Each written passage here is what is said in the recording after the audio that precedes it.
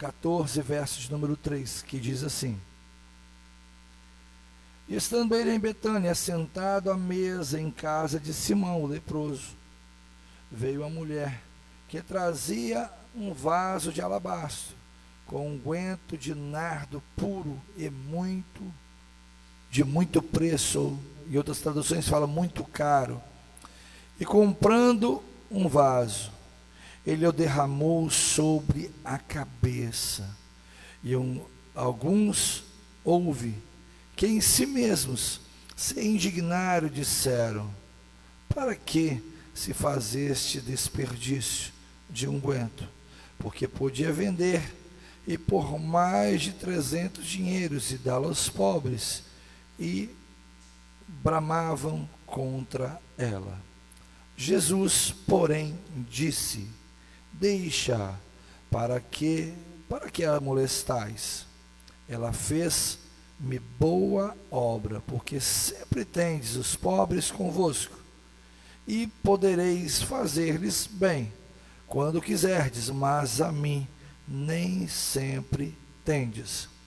Esta fez o que podia, antecipou-se a ungir o meu corpo para a sepultura.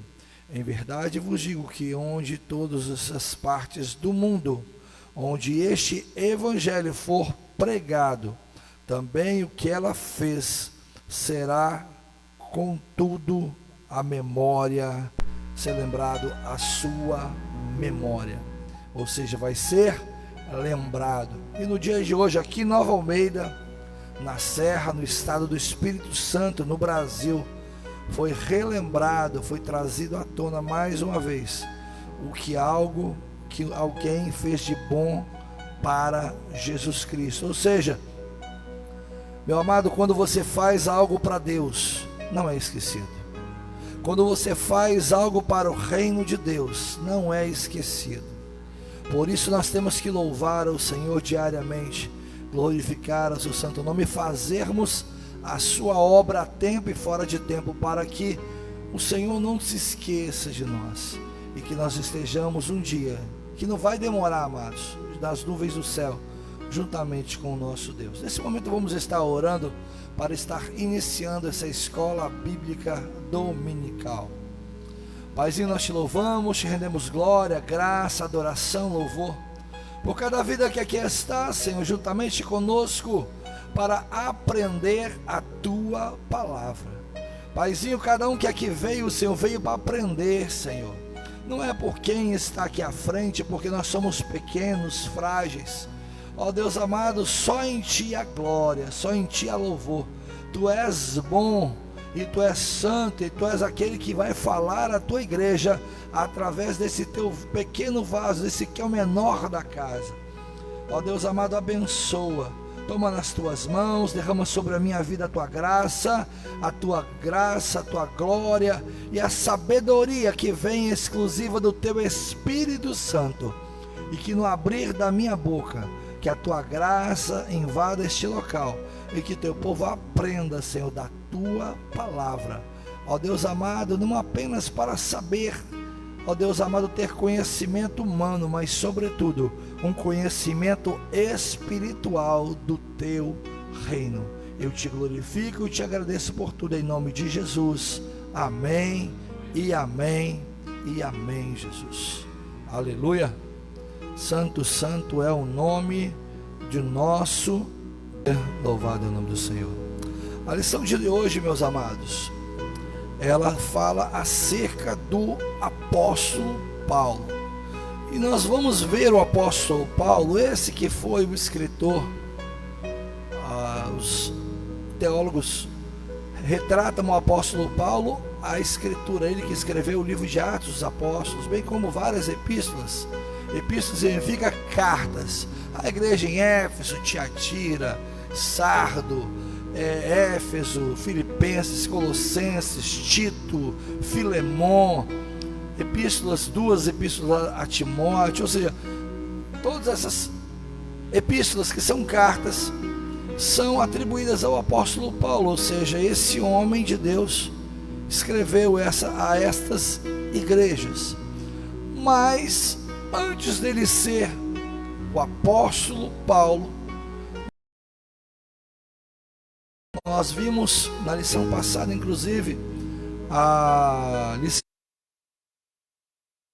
lição manda que nós reportemos exatamente a lição anterior, ou seja, quem o apóstolo Paulo era, ou seja, o contexto de vida que ele vivia, que na verdade era um homem que nasceu sobre o regime judaico, alguém que aprendeu aos pés de Gamaliel, alguém que tinha seus pais cumpridores da lei, e nasceu e cresceu e se tornou alguém estudioso da palavra, ao ponto que mais tarde ele se tornou um dos principais que estava a cabo da perseguição à igreja de Cristo.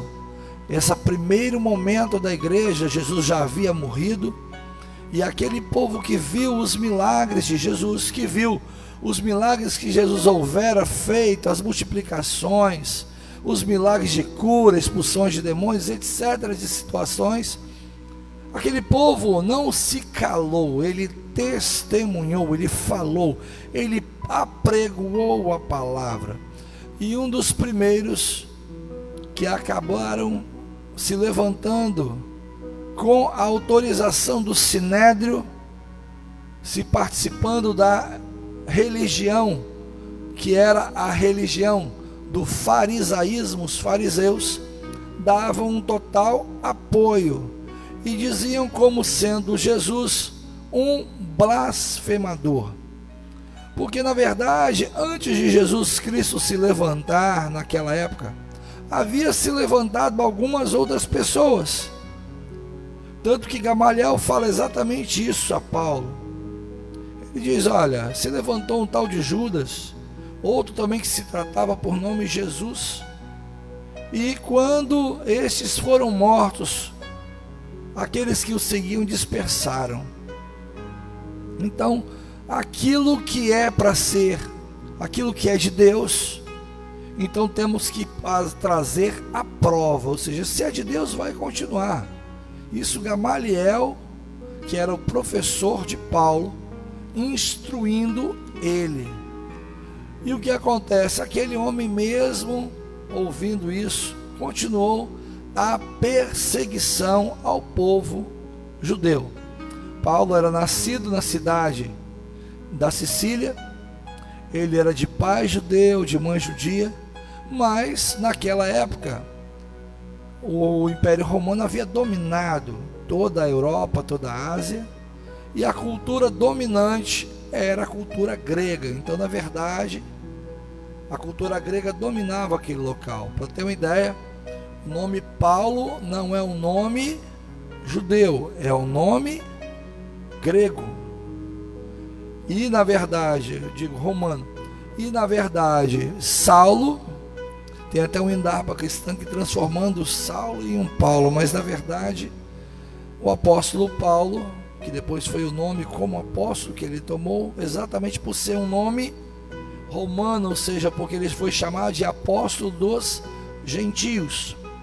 Então, ele se autodenominou apenas Paulo, porque Saulo era o nome dele judeu. A família dele era tão abastada que ele tinha o privilégio de ter dupla cidadania, tanto que ele foi, já quando apóstolo, ele se defende diante de Agripa, ele pessoalmente falando, não precisou de advogado, ele dominava várias línguas, vários idiomas, e ele era muito culto, o apóstolo Paulo, ao passo que Pedro era um pescador, um homem muito simples. A maior parte dos apóstolos eram pessoas extremamente simples, pessoas do povo, salvo algumas raras exceções. Nos poucos que tinham alguma cultura razoável era Judas, mas se acabou se desviando dos caminhos do Senhor. Então, nesse homem Saulo de Tarso acabou se tornando um dos principais perseguidores. E vamos estudar essa lição exatamente, que fala de quê? Do Saulo de Tarso, o homem perseguidor.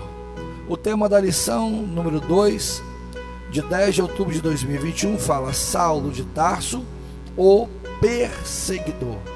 O texto áureo: e Saulo, respirando ainda ameaças e morte contra os discípulos do Senhor, dirigiu-se ao sumo sacerdote. Atos 9, verso 1. A verdade prática fala: a igreja é uma instituição divina que perdura na terra até arrebatamento, pois do contrário já teria acabado ao longo da história. Porque na verdade a igreja de Cristo, amados, durante a sua existência na face da terra, nesses mais de 2000 anos desde que Jesus veio, a igreja, ela tem enfrentado inúmeras batalhas e barreiras, e são inúmeras as pessoas. Aqui no Brasil nós gozamos de uma facilidade chamada liberdade religiosa. Mas saiba de uma coisa: quando o evangelho começou a ser pregado a partir de 1911 aqui no Brasil, por Daniel Berg, Gunnar Ving e outros homens de Deus que vieram antecedendo, este homem de Deus também, lideranças da Igreja Batista e outras igrejas evangélicas, não foi bem assim. Homens foram perseguidos, homens foram inclusive mortos por pregar a palavra de Deus. E detalhe, meus amados, não ache que isso foi apenas no passado. Eu estava vendo uma reportagem hoje em que a Venezuela foi promulgada a nova Constituição, e nessa Constituição, com embasamento comunista, com embasamento esquerdista, é proibido internet nesses locais. O povo não tem internet. Nós que utilizamos a internet às vezes para pregar Jesus, para falar do Senhor através da internet, o povo daquele país, a Venezuela, não está podendo fazer isso.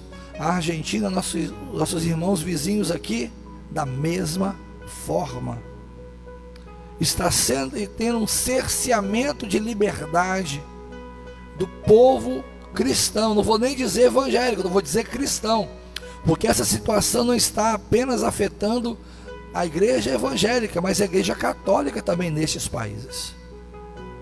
O cristianismo tem sido cerceado na grande parte dos países. Eu vi uma reportagem ontem em que o time chamado Paris Saint-Germain, de Neymar, é jogador de futebol, teve que pagar uma multa de mais de 40 milhões de euros porque Neymar se declarou cristão. Você imagina o que é isso? Ou seja, alguém que tem uma, vamos dizer assim, uma fé firmada no cristianismo, ele não pode falar, porque senão ele pode ser punido. Eu estava vendo uma reportagem hoje que uma pessoa estava falando acerca, não é apenas lá, em outros países que está acontecendo, mas no Brasil, em Pernambuco, um certo governador chamado Paulo Câmara, nos cultos a partir de 300 pessoas, eles estão tendo as pessoas que apresentar exame negativo de Covid. Mas por que isso? Nossa, esse povo gosta tanto de cuidar da saúde do povo, não é não, querido? Isso é uma forma de cercear, é uma forma de te aprisionar, é uma forma de te tirar da presença de Deus. Existe um escritor lá do passado que ele dizia que a liberdade não é tirada de nós de uma vez, ela é tirada em fatias, é pouco a pouco. Na França, para você ir a determinados lugares, num lugar que se você vai hoje em dia no supermercado, você tem que apresentar um QR Code para poder entrar no supermercado.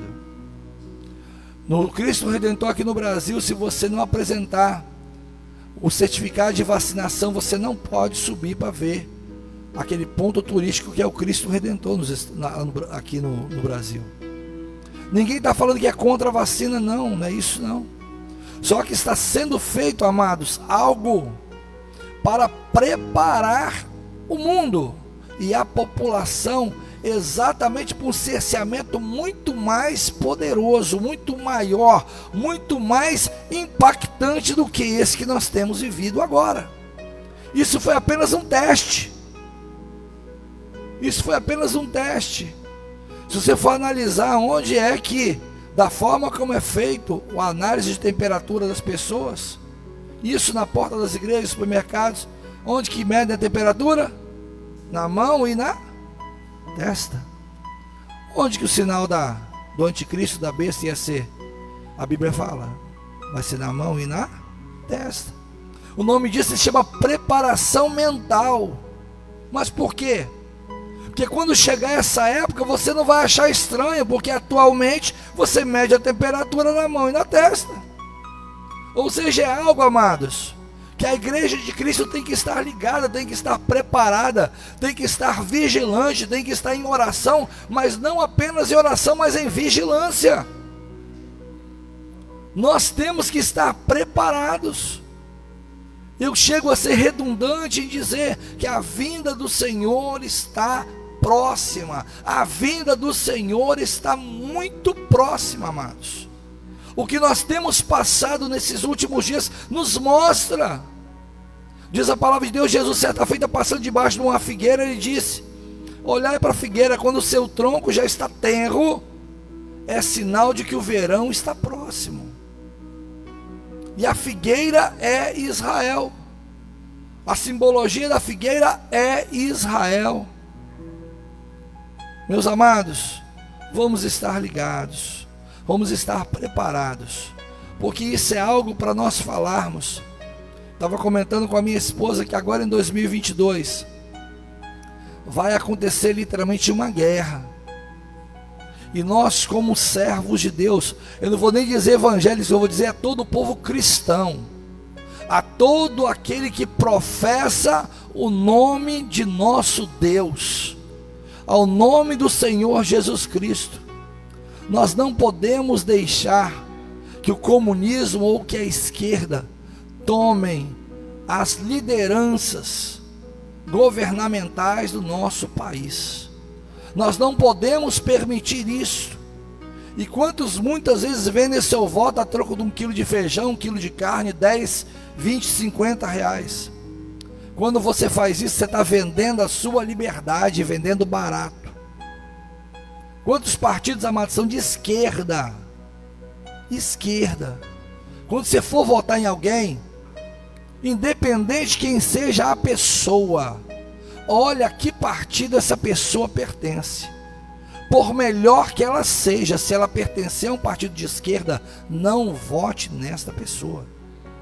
Porque você está literalmente, a esquerda e a igreja de Cristo não comungam dos mesmos pensamentos. A esquerda comunga do marxismo. O marxismo nada mais é do que o anticristianismo, contrário à causa de Cristo.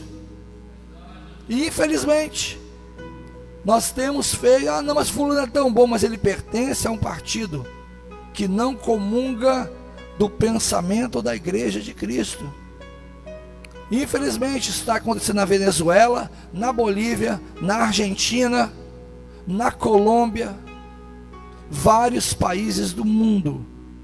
E eu detestaria, amados, que acontecesse. Acompanhe essas situações pela internet.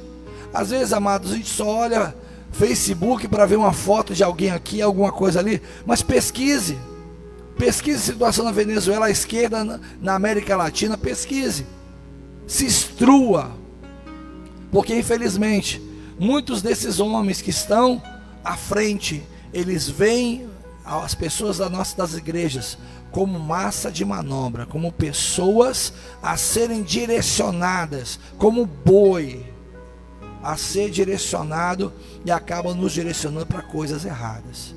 Vamos orar pela liderança do nosso país, porque o presidente atual está enfrentando uma guerra que você não tem noção. Então vamos orar, amém? Eu tinha que falar isso porque é algo que tem a ver com o que nós estamos aprendendo, tem a ver com as escolhas que temos feito, tem a ver com a vida que nós temos vivido e principalmente com a vida que vamos viver daqui para frente. Uma vida abençoada debaixo da potente mão do Senhor, preparando-os para a vinda de Cristo, ou uma vida debaixo do chicote do anticristo, da besta e do falso profeta. Aleluia.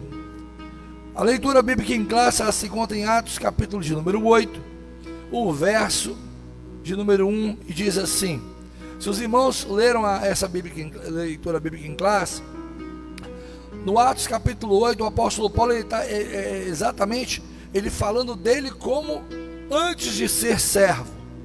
E a partir de Atos 26, ele fala dele como servo.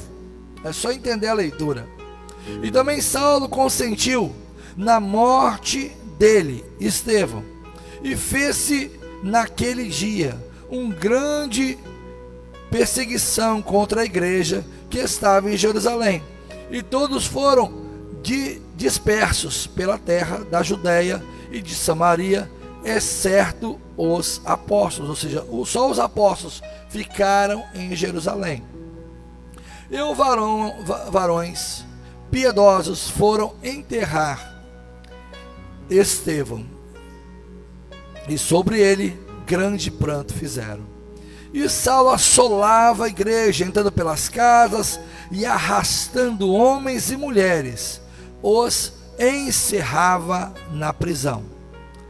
Atos 22.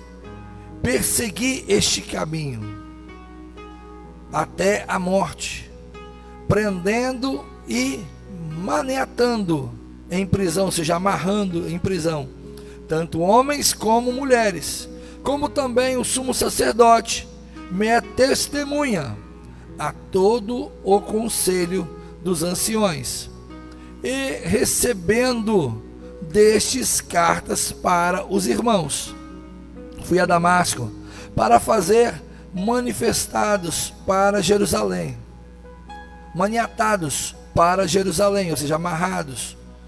Pegou gente de todas as partes e trouxe a Jerusalém amarrados. Aqueles que ali estavam, a fim de que fossem castigados. Bem tinha eu imaginado que contra o nome de Jesus, o Nazareno, devia eu praticar muitos atos. O que também fiz em Jerusalém, e havendo recebido poder dos principais, os sacerdotes, ou seja, os líderes do farisaísmo, encerrei muitos dos santos na prisão, e quando os matavam, eu dava o meu voto contra eles, e castigando-os muitas vezes por todas as sinagogas, obriguei a blasfemarem, e enfurecido demasiadamente contra eles, até nas cidades estranhas os persegui. Ou seja, até em cidades que não eram da sua jurisdição, ele perseguia os cristãos e os trazia, não apenas homens, mas homens e mulheres, para serem mortos. Foi nessa época, meus amados, que aconteceu a das maiores chacinas contra o povo cristão. Muitos eram chicoteados, muitos eram apedrejados, e muitos eram lançados nas arenas, para que os leões os devorassem. Você vê essa situação hoje em dia e pensa: nossa, minha vida está tão difícil, o meu vizinho não fala comigo porque eu sou servo de Deus, minha situação está tão complicada, fulano virou a cara para mim. Meu querido, antigamente as pessoas eram mortas por amor a Cristo, e o apóstolo Paulo fala: e muitos eu fiz blasfemar, ou seja, ele falava: nega a Jesus, senão você vai morrer. E a pessoa, por medo, por pavor, negava a Jesus. Para você ter uma ideia, só que esse mesmo homem que antes era desta forma. Deus transformou a vida dele. Só que as coisas ruins que ele fez está nessa lição. A primeira situação foi o voto contra Estevão, que foi o primeiro mártir da igreja. O primeiro. Estevão era um homem cheio do poder de Deus, cheio da glória de Deus. E o apóstolo Paulo acabou embatendo com ele, porque o apóstolo Paulo tinha muita cultura judaico-grega.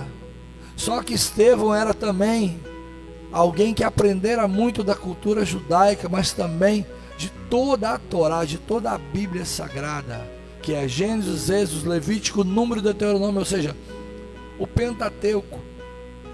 E ele sabia muito, principalmente as promessas que havia feito acerca da pessoa de Jesus. Então ele embatia, ele ia na verdade nos sinédrios, ele ia junto às sinagogas, e lá ele batia de frente com aqueles homens, os doutores da lei. E aqueles homens já não estavam aguentando, ao passo e ao ponto que num determinado momento eles falavam, e Estevão testemunhava e pregava para eles. O rosto de Estevão brilhava e eles se assustavam com aquilo. Mas por que isso? Meus amados, quando você está cheio do Espírito de Deus, cheio da palavra, a glória de Deus desce sobre a sua vida de uma forma tremenda e especial. Só que aqueles homens não entendiam as coisas de Deus. A Bíblia fala que o rosto de Estevão brilhava, que parecia um anjo. Então eles se assustavam com isso. E na verdade perseguiam a igreja. No dado momento, ao ponto que eles achavam que estavam calando a vida de Estevão, o apedrejando à morte, até a morte. E durante o apedrejamento de Estevão, Estevão levanta os olhos e diz: eis que vejo os céus abertos, e o Filho do Homem à destra de Deus Pai. E então eles apedrejavam, rangiam os dentes e apedrejavam ele cada vez mais. E Estevão abre a sua boca, querido, e fala assim: Senhor, te peço, não lhes impute este pecado. Você imagina que coisa tremenda, querido. O Estevão recebendo pedradas. Pedradas, não foi. Quando se fala de pedradas, não está falando de palavras. Nossa, muitas vezes nós temos a forma alegórica de falar: nossa, fulano está me dando pedrada, ele está falando de mim. Não, naquele momento, querido, ele não estava recebendo palavras como pedras, não. Ele estava recebendo pedras como pedras mesmo. Pedras. E não era pedrinha nem britas, não, eram pedras que podem arrebentar. Tanto que ele morreu apedrejado. Mas mesmo no dado momento da sua morte, ele abençoou aqueles homens. Ele pediu que aquele pecado não estivesse na vida deles, que o Senhor não lhes imputasse aquele pecado, tivesse misericórdia, porque Estevão viu que eles estavam cegos. E o apóstolo Paulo, na época, se dizendo Saulo, o perseguidor, estava entre aqueles homens. E diz a palavra, o apóstolo Paulo mesmo, quando já convertido, ele diz que ele segurou a capa daqueles homens para que eles apedrejassem a Estevão. Ou seja, nós temos que ver que quantas vezes, meus amados, tem tantas pessoas que quando no mundo fizeram tantas coisas erradas, e às vezes quando essas pessoas vêm para a casa de Deus, tem sempre um dedinho para apontar, falar: olha, você lembra que ele fez isso? Queridos, diz a palavra de Deus que o Senhor lança os pecados no mar do esquecimento, e deles não faz mais caso algum. Ou seja, se o próprio Deus fala que não se lembra, quem sou eu, pecador, comedor de feijão e arroz, para apontar pecado de A ou de B? E o apóstolo Paulo mesmo, quando Saulo foi extremo, foi um homem ruim, irmãos. Foi ruim, ruim mesmo. Foi ruim. Mas mesmo assim, para você ver que Deus não olha conforme você vê. Deus não tem os nossos olhos. Tanto é que o Senhor pega e chama Saulo, porque ele é um vaso para ser muito usado. Ou seja, eu via, se eu estivesse na época, eu veria talvez um homem terrível, Um homem horrível, aquele tipo de pessoa que você fala: Senhor, mata esse homem, tem misericórdia, mata esse homem que ele é ruim, não vale nada, para ele não tem mais jeito. Às vezes a gente olha para uma determinada pessoa da nossa vizinhança, dessa circunvizinhança, nossa família: Senhor, essa pessoa não presta não, ele é parente mesmo, mas Senhor, não vale nada, mata esse infeliz, tem misericórdia.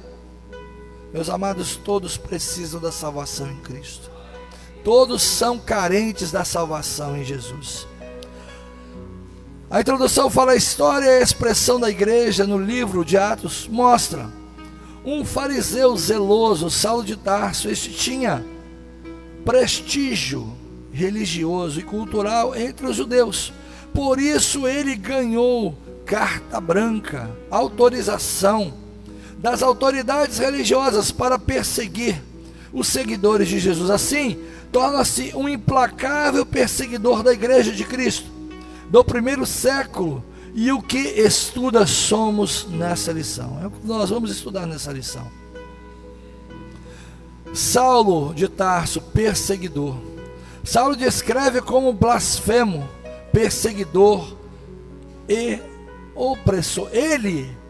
Alguém abre por gentileza 1 Timóteo 1, verso 13. 1 Timóteo capítulo 1, verso 13. Lê rapidamente ali no microfone, que a hora se apressa. Isso aí já é o apóstolo Paulo, como apóstolo, já falando como ele era ruim. Aleluia. Vamos lá. 1 Timóteo 1, 13. Vamos lá, rapidamente. Qualquer um pode ler, vamos lá. Achou? Vai lá. 1 Timóteo 1, 13. Alguém achou? Vamos lá. É escola bíblica, amados, é para aprender mesmo. Vamos lá. 1 Timóteo 1, 13. Vem aqui no microfone, fala aqui no microfone, para todos ouvir. Glória a Deus.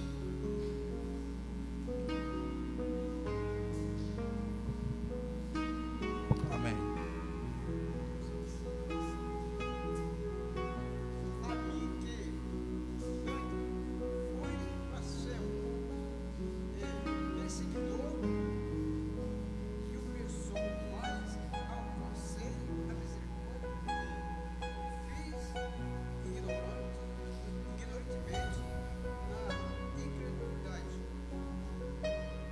Aleluia, até aí tá bom.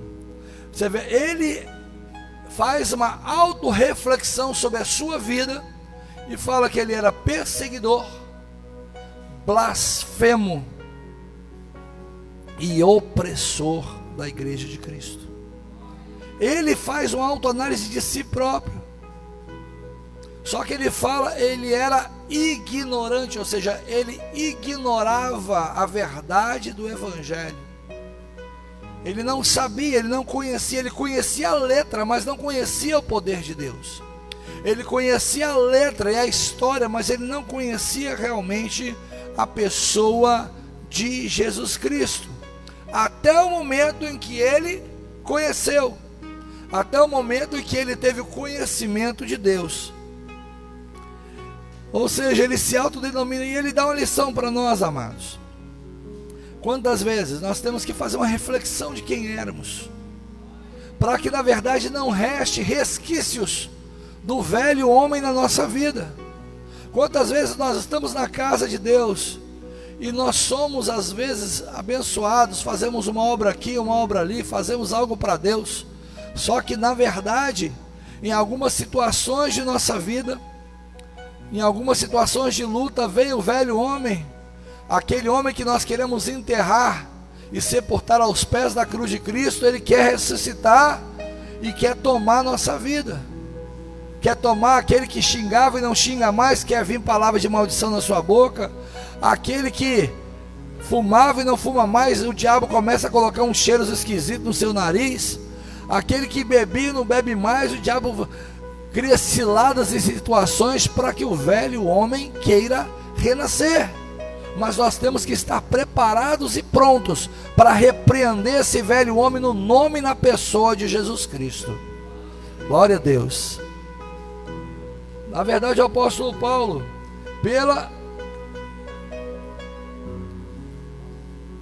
pela casta sacerdotal, que odiava o nome de Jesus. Saulo usava dos meios legais. Quantos estão utilizando-se de meios legais? Legais significa dentro da lei. Antes de realmente entrarmos na lição, eu falei acerca dessa situação lá em Pernambuco, que estão querendo cercear o direito de liberdade de culto aos irmãos lá em Pernambuco, graças a um governador daquele estado.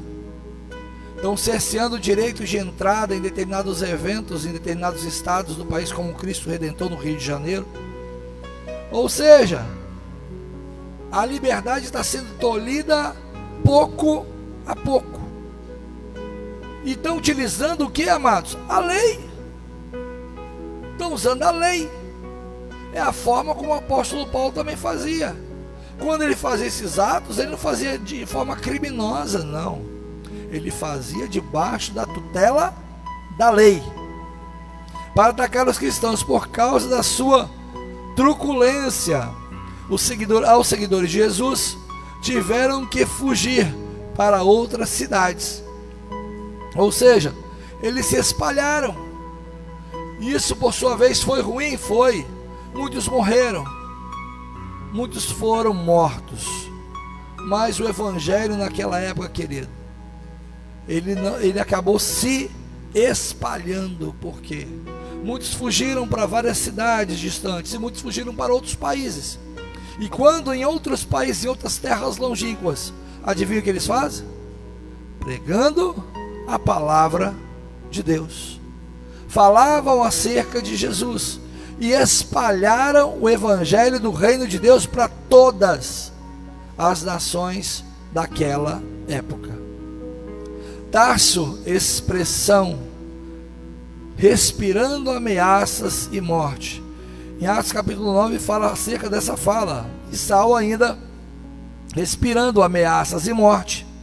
Escreve Saulo de maneira figurada para uma fera, ou seja, ele se denomina uma fera selvagem e ameaçadora, truculenta. Sua presença no texto de Atos 9:21. A perseguidor era visto como um exterminador, pois conduzia cristãos às prisões, além de permitir que fossem açoitados, e os privava que ninguém seguisse a Jesus Cristo. Ou seja, os privava açoitava, prendia. E ele próprio diz que ele era voto para que fossem mortos. Ou seja, era alguém, ele respirava ameaças e morte. Ou seja, é porque ele era uma fera, ele era um exterminador. Ele queria exterminar a igreja de Cristo. Só que a igreja de Cristo não tem como ser exterminada, nem no passado e nem no presente, porque ela é viva, eficaz, e ela vai durar até a vinda de Jesus Cristo. E ela vai ser arrebatada, ela vai ser levada. É a chamada noiva do Cordeiro, que será levada ao encontro do Senhor. Porque Saulo perseguia os cristãos? O motivo: perseguidor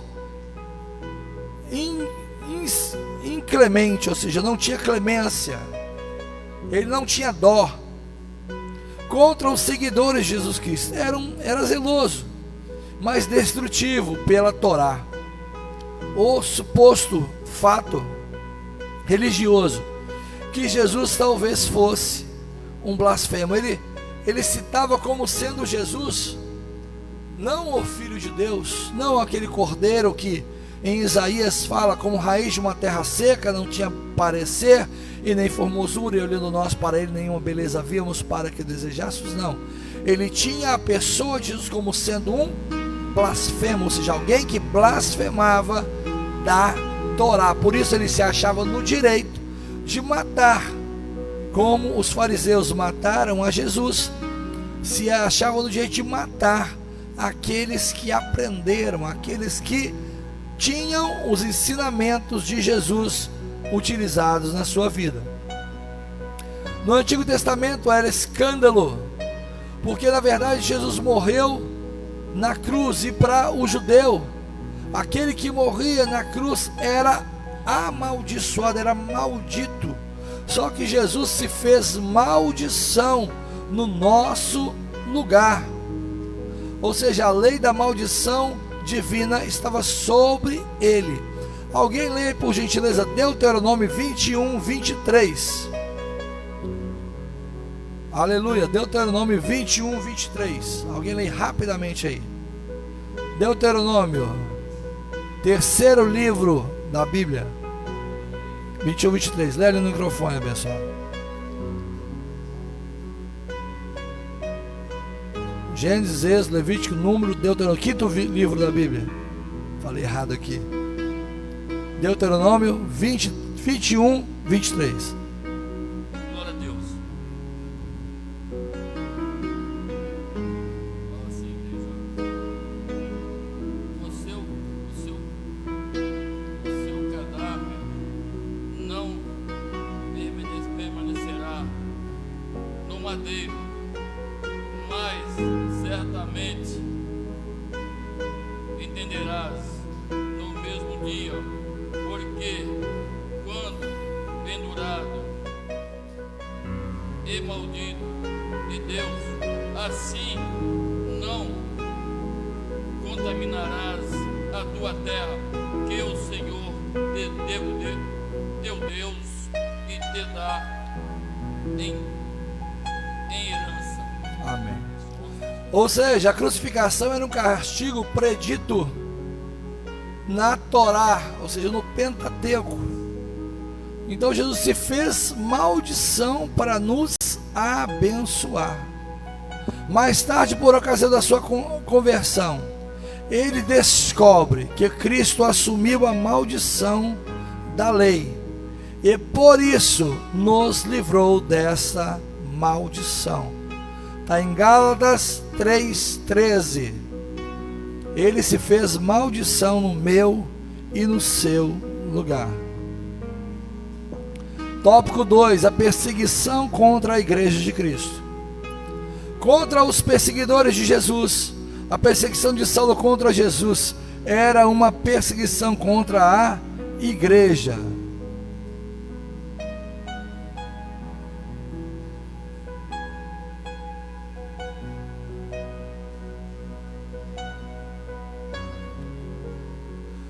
Ele, na verdade, amados, ele enxergava o cristianismo como sendo um plano dos discípulos.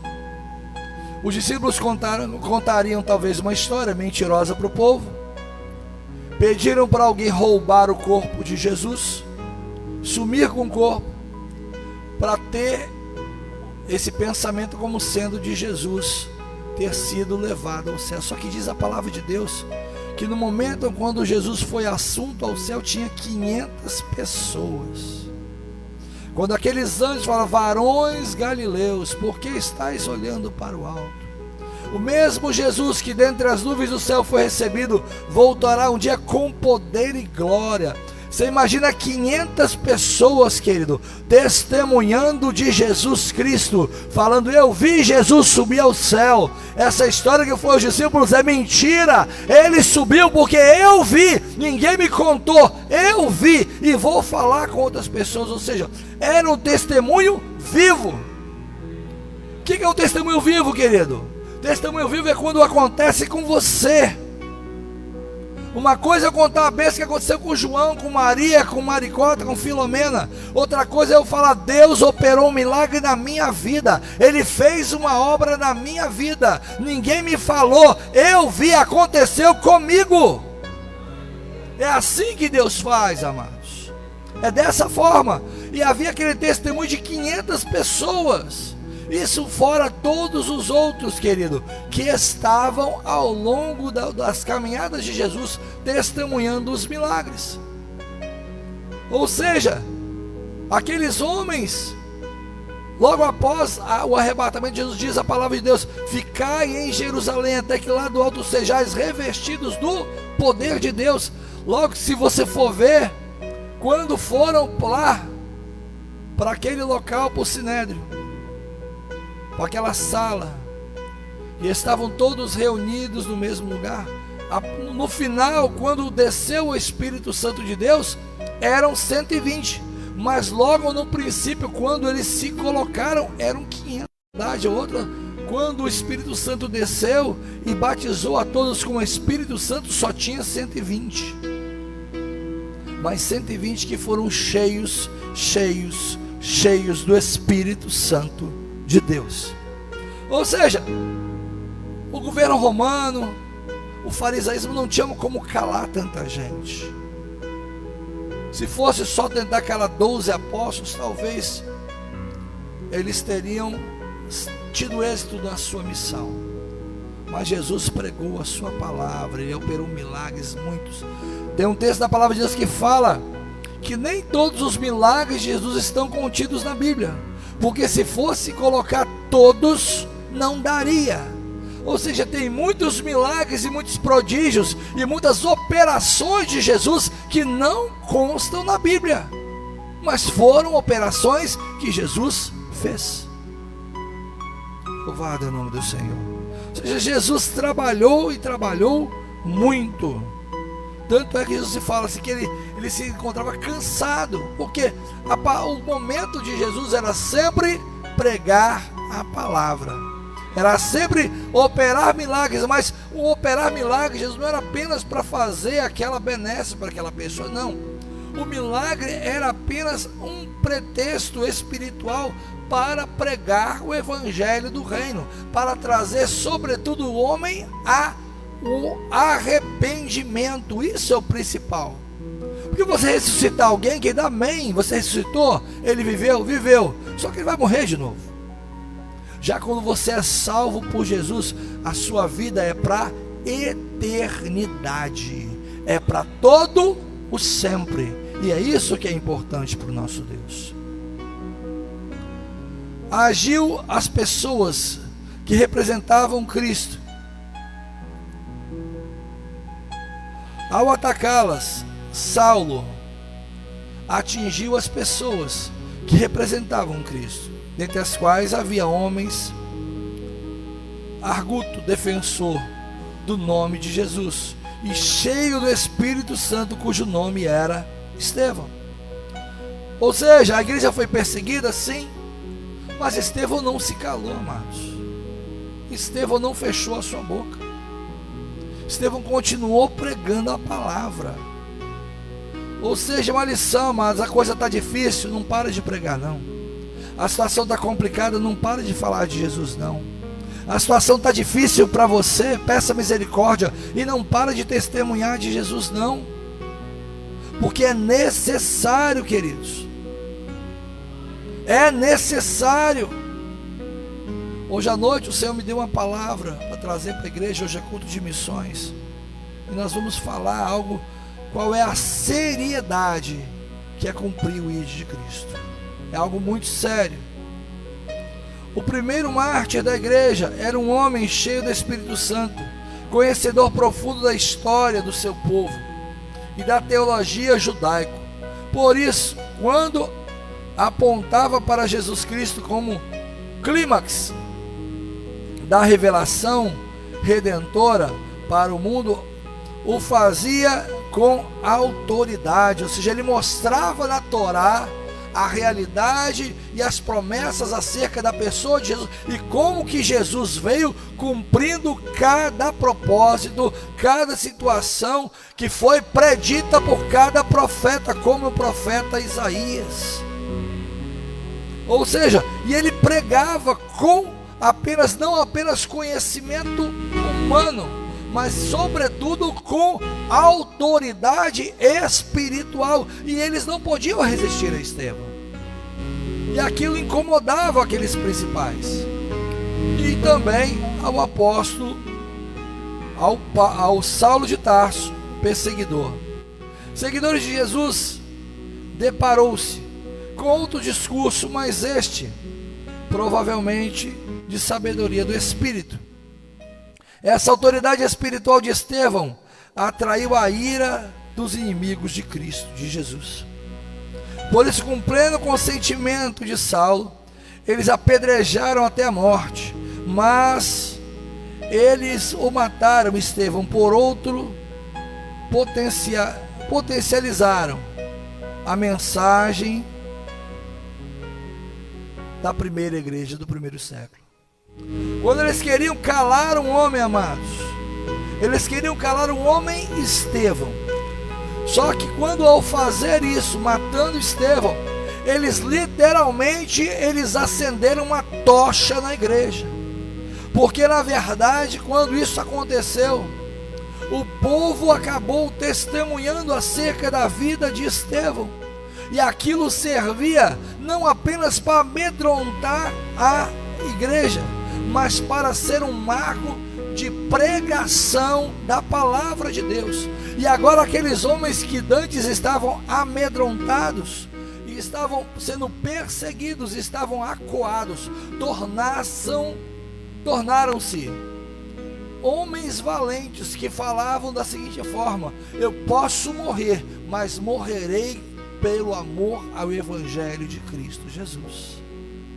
Ou seja, homens que davam a sua vida nas arenas, ou eram apedrejados, ou enforcados, ou eram chicoteados até a morte, mas abriam mão da sua vida em detrimento ao Evangelho de Cristo. E não é diferente, amados, em muitos países do mundo. Tem quantas pessoas que num momento igual agora, nesse momento, tem pessoas que nesse momento estão sofrendo, estão presos, possivelmente vão ser julgados pelas autoridades desses países como criminosos por pregar a Jesus. Foi o que eu falei, a situação de Neymar. Você imagina, um homem que tem o dinheiro e a posição que Neymar tem, esse time tendo que pagar uma taxa enorme, porque ele se declarou cristão. Você imagina uma pessoa simples, um simples pregador, um simples cristão em um país da porta 1040, país que até hoje são fechados, como a Coreia, a China, outros países, em que a bandeira comunista e marxista é exatamente contrária à fé cristã. Acham que a fé cristã é, na verdade, uma massa de manobra. Ou seja, são situações que vamos pedir cada vez mais a Deus, amados, para que Deus venha guardar o nosso Brasil. Que o nosso país é um dos grandes exportadores de missionários. Só que o diabo sabe disso, e ele quer calar a boca do povo brasileiro.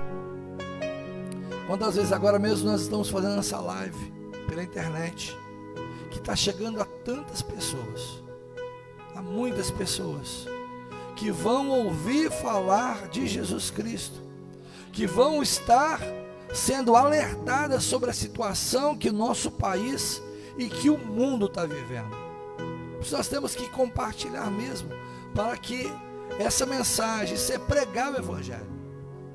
Por isso que eu tenho tanto desejo, muitas vezes pensando, nossa, você está querendo fazer esse negócio de live para quê? Para aparecer? Não, querido, não é para isso não. É para alcançar pessoas que muitas vezes não estão aqui na casa, não estão no templo, mas estão em outros estados, em outros países até, que estão precisando de Jesus, e muitas vezes não tem uma palavra em algum lugar desse, mas essa mensagem chega através da internet. Louvado é o nome do nosso Deus.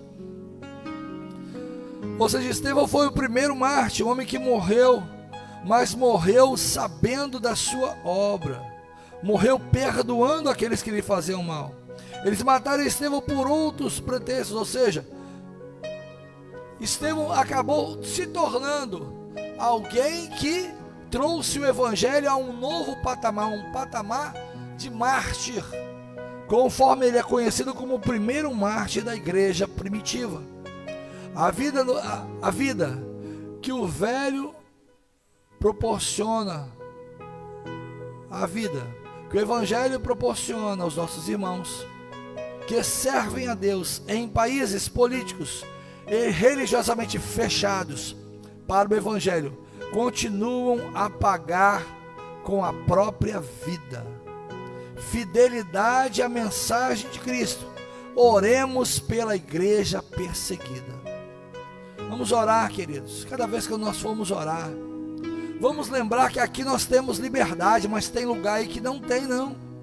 Mas tem cristãos nesses países, tem pessoas que professam o nome de Jesus, e tem que muitas vezes pagar com a própria vida.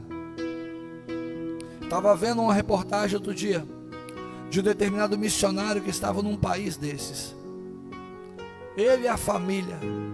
Então pegaram o filhinho daquele missionário, uma criança de 6 anos de idade, e colocaram aquela criança dentro de uma jaula e desceram na água, até que ficou até a altura da criança.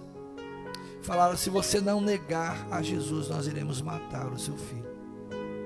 E ele falou: olha, vocês podem fazer o que vocês quiserem, porque eu sei que hoje, se vocês matarem meu filho, eu vou encontrá-lo com ele lá nas nuvens do céu. E aquela criança dentro daquela jaula gritava: papai, não nega Jesus, porque se eu morrer, eu vou para o céu.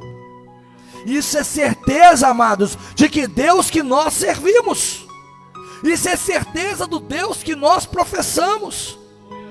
E nós temos que estar em mente, que nós temos que ter, de nunca negar ao nosso Deus, qualquer que seja a situação, qualquer que seja a batalha.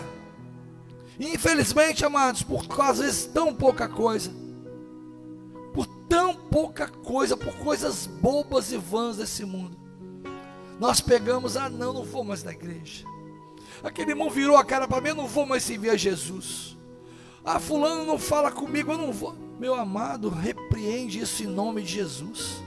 Tira essa birra do teu coração, repreenda.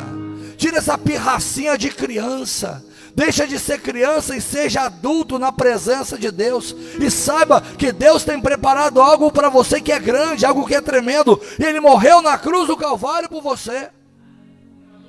Se algum irmão fez alguma coisa contra você, perdoa ele. Estevão estava sendo apedrejado. Ele fala: Senhor, não lhes impute este pecado. Você imagina se fosse eu, você: Senhor, mata esse miserável que está me apedrejando, acaba com a vida dele. Nós temos que aprender a ser genuínos cristãos. E muitas vezes temos passado por lutas, é para nos ensinar isso. É para nos ensinar. Porque no céu é para quem é servo de Deus de verdade. Amém?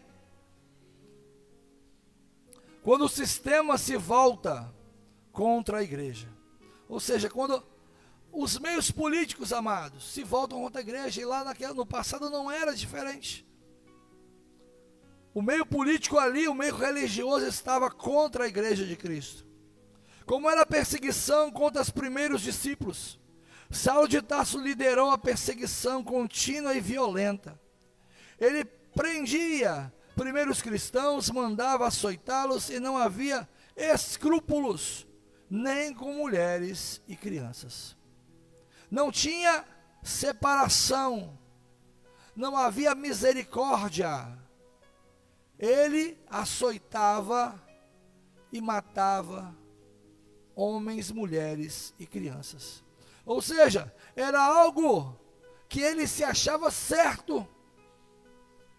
E na verdade a Torá nunca manda a pessoa para ser crucificada ou ser levada à morte. Ela tinha que ter feito um crime de morte, ou ter blasfemado contra Deus. Então ele seria apedrejado. Só que eles não, exatamente o contrário, eles não blasfemavam, eles dignificavam e glorificavam a Deus. Só que eles distorciam o que era falado para ter pretexto de condenação contra aquelas pessoas, como tiveram com Jesus. Tanto que os principais não puderam matar a Jesus, eles só podiam no máximo chicotear, mas com a leniência do governo greco-romano, ou seja, de cultura grega, mas de poderio militar romano, crucificaram a Jesus, e a mesma coisa que eles fizeram com Jesus, eles estavam fazendo com aqueles cristãos. A perseguição aos pentecostais. No início do movimento pentecostal no Brasil, nossos pioneiros sofreram toda sorte de perseguição. E a violência, muitos deles sofreram agressões físicas, psicológicas. Tudo isso porque pregavam a doutrina que a religião oficial não aceitava, ou seja, a religião oficial do Brasil na época não aceitava o pentecostalismo.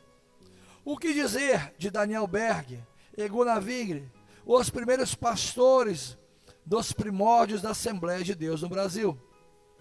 Em todos os outros irmãos perseguidos nesses rincões brasileiros, ao olhar para o passado, devemos enxergar o presente e conscientizar-se de que a obra pentecostal custou um alto preço. Meus amados, quantas vezes nós não valorizamos a casa de Deus como merece? Se nós pudéssemos imaginar quanta lágrima e quanto sangue foi derramado para pregar a palavra. Quantos amados irmãos apanharam, quantos, quiçá, foram até mortos por pregar a palavra de Deus, por pregar Jesus, por pregar o pentecostalismo. Daniel Berg e Gunnar Wigner, eles contam no livro deles, se vocês tiverem a possibilidade de comprar esses livros, vai ser bênção. Eles contam a história que eles chegavam na casa das pessoas e ninguém queria atendê-los. Só que o Senhor movia as situações, e as pessoas às vezes endemoniadas iam pedir misericórdia, e os demônios eram repreendidos pelo poder que há no nome de Jesus, e aquelas vidas agora se convertiam ao Evangelho de Cristo, e se tornaram os primeiros membros da Igreja Evangélica Assembleia de Deus no Brasil. Ou seja, são testemunhos que na verdade mostram como o Evangelho de Cristo foi crescendo no nosso país. E não foi de qualquer forma não, queridos. Foi com muita luta, foi com muita dificuldade, foi com muito choro, muita lágrima, foi com muito joelho dobrado, foi com muitas irmãs do ciclo de oração buscando e pedindo. É assim que a obra cresceu. É assim que a obra cresce até hoje. Podemos não ser abastados financeiramente, mas somos abastados da glória, do poder e da unção do nosso Deus para fazermos essa obra. Porque nós temos um chamado. E não é apenas esse chamado, queridos, não é um pedido de Deus para que façamos, é uma ordem. Ide por todo o mundo, pregai o evangelho a toda criatura, porque aquele que crer e for batizado será salvo, mas aquele que não crer será condenado. E estes sinais seguirão os que crerem: em meu nome expulsarão os demônios, falarão novas línguas, e se colocarem a mão sobre os enfermos, eles serão curados. Ou seja, é uma ordem, meu amado, ordem. O Senhor não pediu, será que você poderia, por gentileza, por favor, fazer? Não, foi uma ordem, está no imperativo. Então vamos fazer o ide do Senhor, amados. O Senhor me intrigou muito, uma passagem que eu li essa semana, ou melhor, desde a semana passada, e aquilo falou muito, e nós vamos falar isso acerca no culto hoje, sobre a parábola das dracmas. Que o Senhor, o homem, o Senhor foi viajar e deu 10 dracmas a um, a outro deu 5, a outro deu 2. Eu não quero entrar nesse mérito do que ganhou 10 e do que ganhou 5, não. Mas eu quero entrar no mérito daquele que ganhou só 2. E aquele que ganhou 2, diz a palavra de Deus que ele pegou e enterrou. Ele fala: Senhor, eu sei que tu colhes onde não plantas, sei que tu és duro, e o Senhor colhe onde não plantou. Vai dando um monte de desculpa para o Senhor. Aí o Senhor fala: olha, servo mau e infiel. Mau e infiel. Poderia ter dado aos banqueiros, eles teriam me pagado com juros. Mas não, você enterrou. Então, tome essas dele e dê para aquele que tem 10. E lance esse nas trevas exteriores. Você sabe o que significa isso, querido? Se você não cumprir o ID de Cristo na sua vida, se você não granjear o talento que Deus te deu, não importa qual seja este talento, se é de pregar que pregue, se é de louvar que louve, se é de evangelizar que evangelize, se é de falar de Jesus que fale, se é de orar pela igreja que ore, se você não granjear o que Deus tem dado na sua mão, você corre o risco de perder a sua salvação. Muitas vezes não interessa se você vem na igreja, se você ora na igreja, se você participa de todo o culto, se você participa da escola dominical, se você pega e ajuda uma pessoa ou outra. Saiba o talento que Deus te deu, porque isso pode implicar na perda da sua salvação. Pregue o evangelho de Cristo, a tempo e fora de tempo, porque o Senhor não nos pediu, Ele nos mandou que fizéssemos isso. Conclusão: se a igreja fosse uma mera organização humana, já teria acabado, mas é uma instituição divina, edificada pelo próprio Jesus Cristo, e por isso a igreja subsiste ao longo dos séculos e continuará subsistindo até a vinda gloriosa de Jesus para arrebatá-la, a igreja de Jesus, e completando a noiva de Cristo Jesus. Vamos partir para as perguntas para refletirmos a respeito de Saulo de Tarso, perseguidor. Responda: como Saulo se descreve? Nós lemos. Responde a pergunta no microfone, por gentileza. Como Saulo se descreve? Amém. Glória a Deus. Mas responde ali no microfone, Zé Carlos. O pessoal da live não consegue te ouvir, não. Ou seja, Saulo, ele se descreve como? Pode falar. Glória a Deus. Como blasfemo, perseguidor e opressor. Isso aí. Pergunta 2. O que a expressão respirando ameaças e mortes descreve? Que alegoria traz isso? Respirando ameaças e morte. Vamos lá, nós falamos sobre isso também ao longo da lição.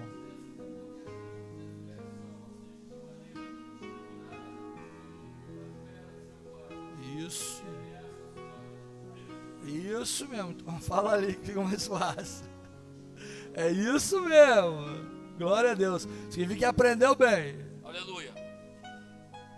Descreve Saulo de maneira figura como uma fera selvagem que ameaça sua presa. Isso mesmo, certíssimo. Ou seja, é uma alegoria da expressão, a expressão como ele se retrata.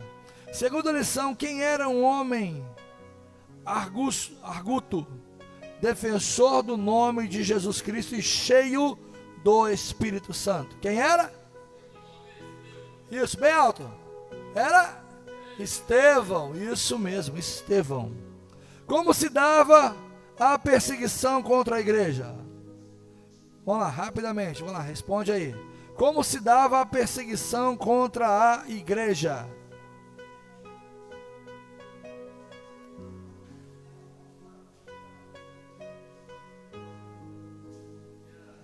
Como se dava na época de Paulo? Na época de Paulo.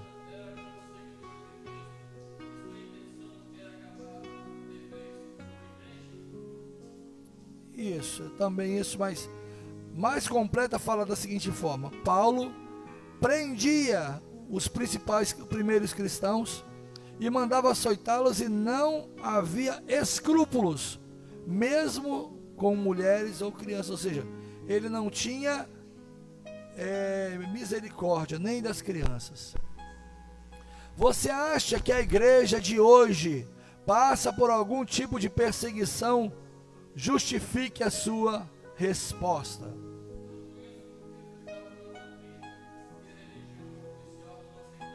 Isso. Mas está perguntando agora, está fazendo uma pergunta direta para a nossa época. Você acha que a nossa igreja, hoje em dia, sofre algum tipo de perseguição? Justifique a sua resposta. Se sofre, você acha que sim ou não? Responda ali. Sim. Por quê? Por quê? Sim, por quê? Não, por quê? O que você acha? Sofre alguma perseguição?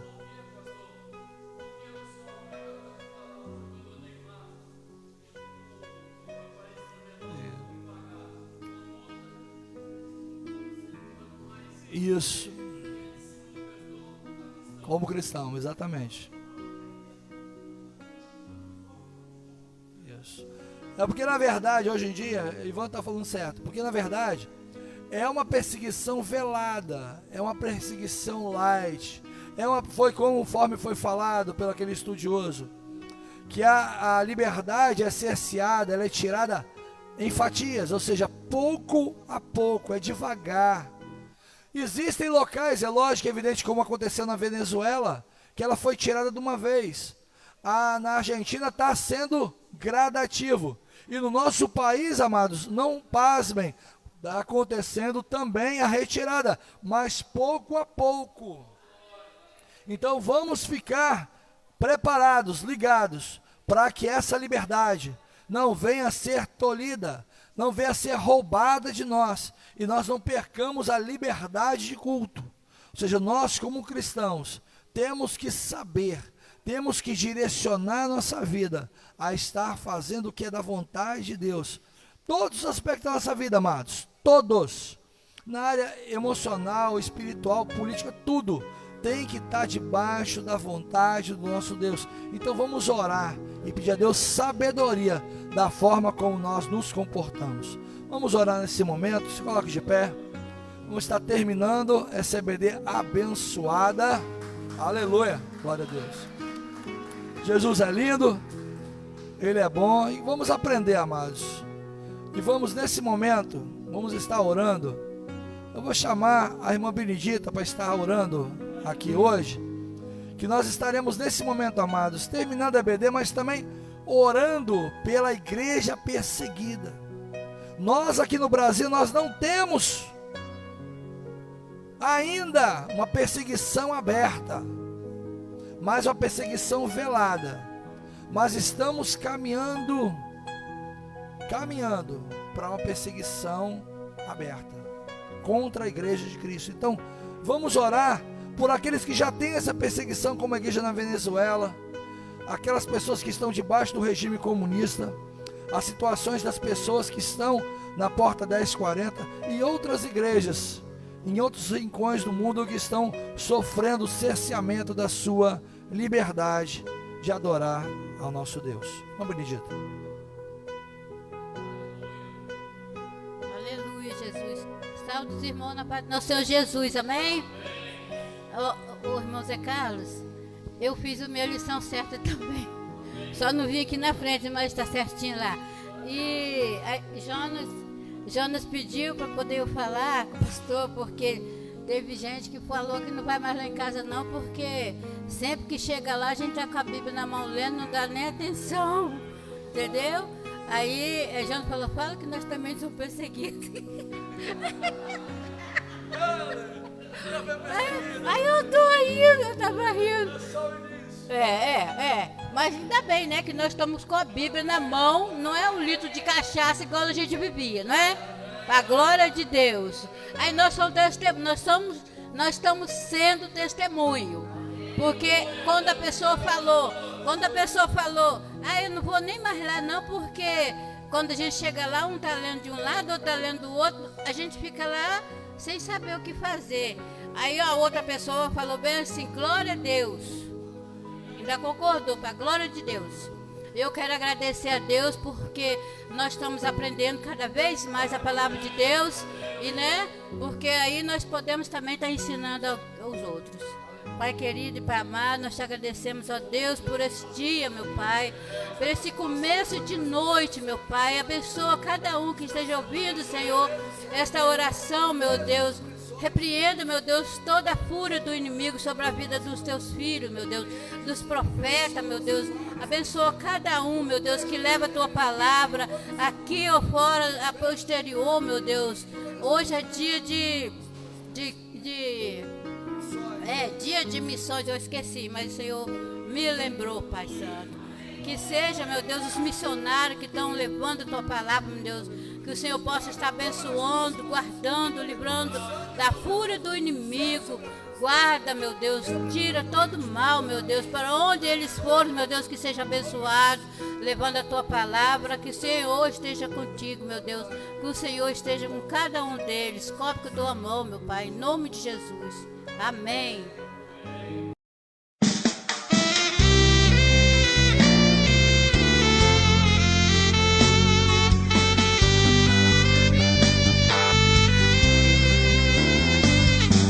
Achei uma flor gloriosa e quem deseja a mesma terá. A rosa de Saron preciosa, entre mil mais beleza terá. No vale de sombra e morte, nas alturas de glória e luz, esta rosa será minha sorte. Precioso pra mim é Jesus,